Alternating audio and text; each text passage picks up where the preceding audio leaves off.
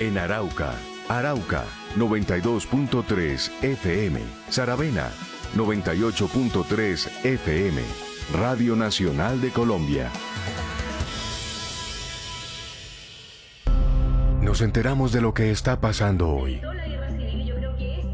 de lo que pasó ayer y de lo que se habla en cualquier rincón del planeta. Los acontecimientos globales repercuten en nuestra vida diaria. Llevamos el análisis de los sucesos internacionales a la casa de nuestros oyentes.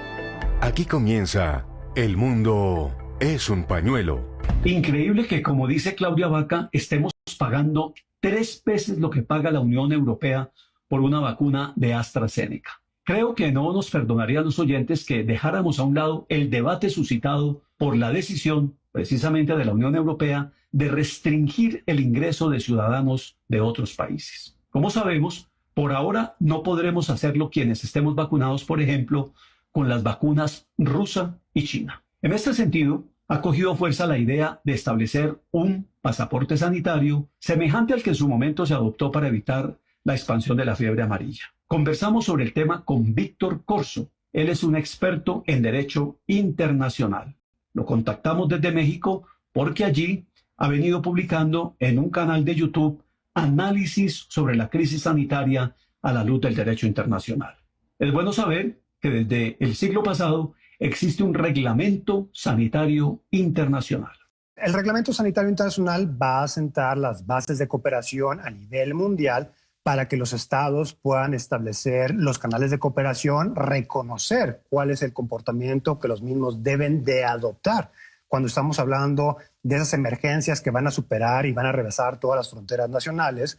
Y ahí el organismo internacional, la Organización Mundial de la Salud, va a tener reconocido ciertas atribuciones para poder actuar en ese tipo de emergencias sanitarias, justamente para armonizar y liderar lo que serían los esfuerzos globales para poderle hacer frente a este tipo de situaciones. No es un tratado, pero sí va a ser vinculante para todos los miembros de la comunidad internacional, para los 193 miembros de las Naciones Unidas, estos 193 estados. A lo largo de la historia hemos tenido varias versiones de este documento, el cual ha ido adecuándose propiamente a las realidades en las cuales estemos inmersos en ese momento en particular. Hay que reconocer que la forma en la cual este andamiaje internacional no ha sido lo mismo hace 50 años o en un principio cuando fue creado después de la Segunda Guerra Mundial al día de hoy. El nivel de globalización que tenemos hoy en día, aun cuando suene muy trillado la frase de que la globalización ha hecho que las fronteras nacionales desaparezcan y ha encogido al mundo, es toda una realidad. Y justamente la pandemia del SARS-CoV-2, del COVID-19, lo ha demostrado. Hay 2 artículos a los cuales usted les presta especial atención, que son el artículo 43 y el artículo 32. Justamente esos artículos son los que propiamente van a hablar de estas situaciones de emergencias sanitarias internacional, las pandemias, y ahí es cuando se le va a dar atribuciones a la Organización Mundial de la Salud para emitir recomendaciones de carácter temporal y de carácter permanente. Aquí también es muy importante destacar que no siempre los estados se van a comportar de manera objetiva, sino muchas veces, si a lo mejor seguimos el comportamiento ordinario, van a aprovechar ciertas coyunturas para avanzar de manera estratégica sus intereses nacionales. En otras palabras, van a adelantar sus intereses de política exterior. Entonces, el tener esta facultad por parte del organismo internacional de la OMS, pues propiamente lo va a empoderar para poder determinar qué acciones van a ser objetivas que pueden implementar los estados sin discriminar a ciertas nacionalidades, sin afectar el comercio internacional, sin afectar lo que sea la movilidad humana a nivel mundial. Aquí se reconoce en esos artículos del Reglamento Sanitario Internacional las potestades propiamente del organismo internacional, los límites a la soberanía nacional, y aquí es muy importante destacar, no son límites impuestos por el régimen mundial, sino son límites reconocidos y aceptados por los propios representantes estatales. Aquí es muy importante destacar que el Reglamento Sanitario Internacional no fue redactado simplemente por la Organización Mundial de la Salud. Aquí, a lo mejor siguiendo esta visión romántica que mucha parte de la población tiene, en el sentido de que lo ven como un ente en Europa, en la cual una cierta burocracia, una élite empieza a emitir reglas para el resto del mundo, sino ahí están representados todos los miembros de las Naciones Unidas y los mismos son los que participan en la redacción de este reglamento. Y ahora nos gustaría saber cuál es la diferencia entre el pasaporte de inmunidad y el pasaporte de vacunación, ¿en qué consiste? Es muy importante reconocer que la única modalidad que encontramos ya codificada en el Reglamento Sanitario Internacional es el emitir un documento de viaje que puede llamarse un pasaporte de vacunación, pero solamente para las enfermedades reconocidas dentro del Reglamento Sanitario Internacional, y hasta el día de hoy solamente vamos a tener la fiebre amarilla.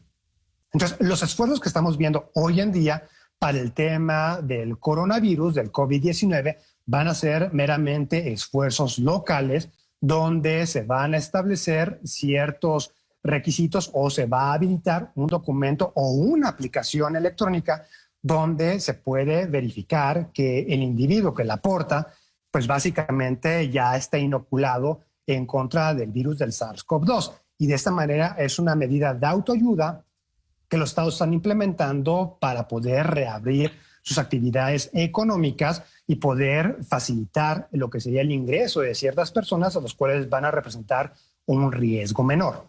Entonces, bueno, no estaríamos hablando de que sería reconocido este pasaporte de vacunación, este pasaporte de que uno ya está vacunado en contra del virus del SARS-CoV-2, porque esto es completamente diferente al resto de las vacunas, porque solamente se están creando aplicaciones ex profeso para esta pandemia en particular, ¿no? Y vemos que son esfuerzos muy locales en ciertas regiones del mundo, las cuales va a tener un efecto solamente para el interior de dicho estado. Si uno quisiera que tuviera un reconocimiento a nivel global, pues obviamente tendría que hacerse una modificación al Reglamento Sanitario Internacional para incorporar ahí al virus del SARS-CoV-2, del COVID-19, para incorporar esta enfermedad y ahora sí poder tener un documento que es reconocido en todos los países que son miembros de la Organización Mundial de la Salud, de las Naciones Unidas, y que pueda servir en todos los países. Hasta el día de hoy son solamente esfuerzos nacionales y va a surgir, y tiene muchos temas en los cuales es muy importante su discusión y donde se ha visto un obstáculo para poder ser implementado. Primero, el reconocimiento por otros estados. Como les mencionaba yo, como es una iniciativa local, entonces aquí viene la pregunta, ¿cómo el otro estado puede verificar que realmente es auténtico este documento que la persona está aportando? Veíamos al principio de la pandemia, cuando se solicitaba un examen negativo para poder viajar en avión, pues tuvimos varios casos donde los pasajeros falsificaron este documento y resultaba que casi la mitad de un avión que fue identificado en Estados Unidos, pues todos portaban el mismo examen negativo que había sido fotocopiado varias veces. De igual manera, cuando estamos hablando de aplicaciones digitales, no solamente basta con portarlo en el móvil, sino es necesario que las autoridades del otro país puedan acceder a una base de datos seguras para poder realmente identificar que la persona ya ha sido inoculada. Una de las preguntas que le hicimos al profesor Corso es si hay alguna intención política tras la decisión de la Unión Europea que condiciona el ingreso de personas que solo hayan sido vacunadas con AstraZeneca, Pfizer, Moderna y Johnson & Johnson. Hay países que no reconocen la efectividad de ciertas vacunas, no le han dado la autorización para el uso a nivel nacional y justamente en este enfrentamiento de la realpolitik a nivel global, hay estados que favorecen a las vacunas de su coalición, de su bloque económico o de los estados con los cuales están alineados y discriminan el otro tipo de vacunas o no han empleado las vacunas que puedan provenir a lo mejor Estados Unidos, China, Reino Unido, Rusia. Entonces, no va a haber el reconocimiento de alguien que se haya sido vacunado por parte de estas vacunas o aquellas vacunas que se ha demostrado que no tienen una gran efectividad, pues también se puede poner un obstáculo a esa persona y ya vamos a ver que va a haber distinciones respecto a este pasaporte de vacunación. De igual manera, tenemos el factor de derechos humanos. Esto es injusto, este tipo de obstáculos, porque precisamente se argumenta que hay estados que todavía no acceden a una sola vacuna. Hay segmentos de la población a nivel nacional que no están cayendo en los grupos prioritarios y por ende no pueden acceder a este tipo de vacunas, o inclusive hay personas que aun cuando quisieran vacunarse médicamente están impedidos a poder realizarlo. Entonces, esto sería una discriminación en contra de estos individuos en particular, y vemos aquí este tipo de cuestiones. Y otro elemento es el elemento de privacidad. Entonces, cuando yo quiero ir a lo mejor al cine, a un bar, el hecho de que yo muestre este pasaporte de vacunación, la pregunta es, ¿dónde están almacenados dicha información y qué información van a poder visualizar? Entonces, son varios elementos, es un tema muy complejo y justamente por eso vemos que es una iniciativa meramente local a nivel nacional, depende de cada uno del país, y no has abordado este tema a nivel mundial, porque si lo abordamos a nivel mundial, para cuando terminemos de discutirlo, pues acabó la pandemia.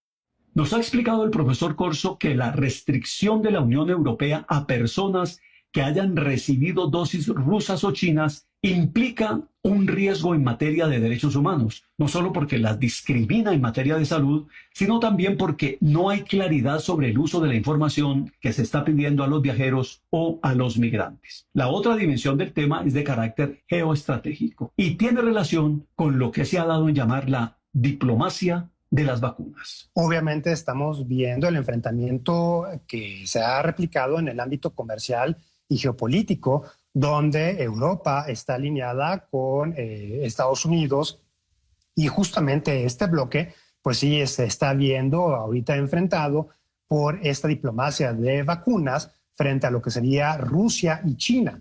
Aquí es muy importante destacar que si uno termina reconociendo, bueno, aquí poniéndome a explicar el elemento de política exterior por parte de las comunidades europeas, de la Unión Europea, pues tendríamos que uno le seguiría fundando y exacerbando los efectos positivos que ha tenido esta diplomacia de vacunas por parte de China y por parte de Rusia, la cual dígase que cuando hacen las donaciones o otorgan los créditos para que los estados puedan acceder a estas vacunas, especialmente porque vemos que China y Rusia, la mayoría de las empresas que producen estas vacunas van a ser o empresas estatales o con un control estatal. Cosa muy diferente a lo que pasa en las empresas de Estados Unidos, de Reino Unido y de los países europeos, donde son empresas privadas. Entonces, ahí vemos un poco más obstaculizado el elemento de diplomacia.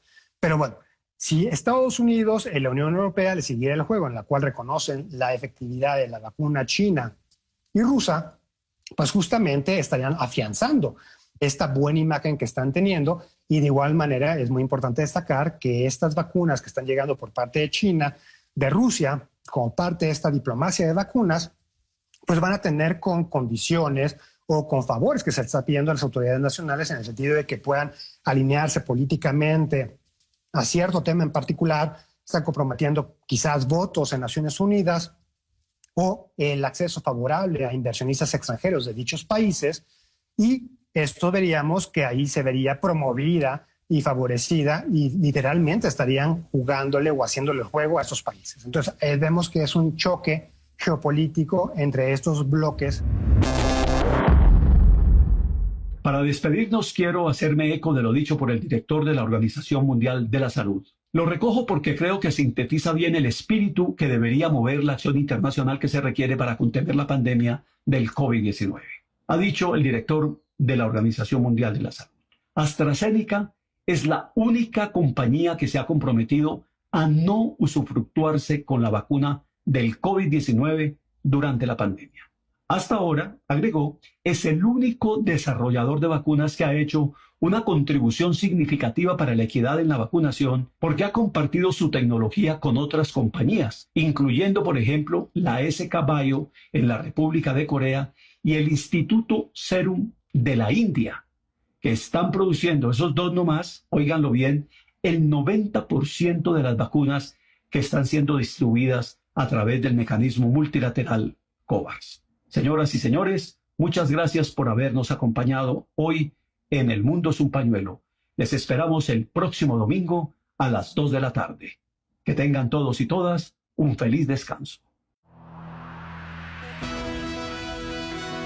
Algeciras Huila, 92.6 FM. Radio Nacional de Colombia.